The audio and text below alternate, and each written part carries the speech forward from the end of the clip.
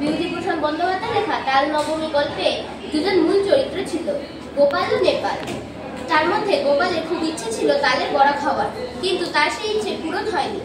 এইভাবে বাস্তবেও আমাদের অনেকের ইচ্ছে থাকে তালের বড়া বা সেই জাতীয় কোনো খাওয়ার, কিন্তু সেই ইচ্ছে পূরণ হয় না। তাই আজ আমাদের শিশু তীর্থে একে অপরকে তালের বড়া খাওয়ানোর মাধ্যমে তাল নবমী উৎসব পালন হবে। আমাদের নজর রাখতে হবে ভবিষ্যতেও আমরা যাতে এইভাবে একে অপরকে সাহায্য করতে পারি।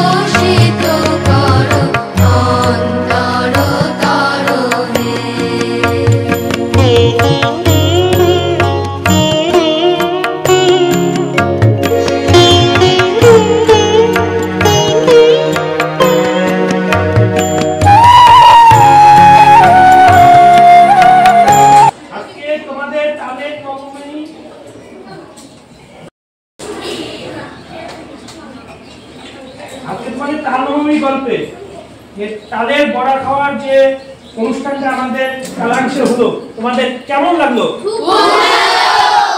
ঠিক আছে, এরপরে আমরা কি করবো? যারা খেতে পায় না, আমাদের সাধ্য মতন তাকে কি করবো? সাহায্য করবো। ঠিক আছে?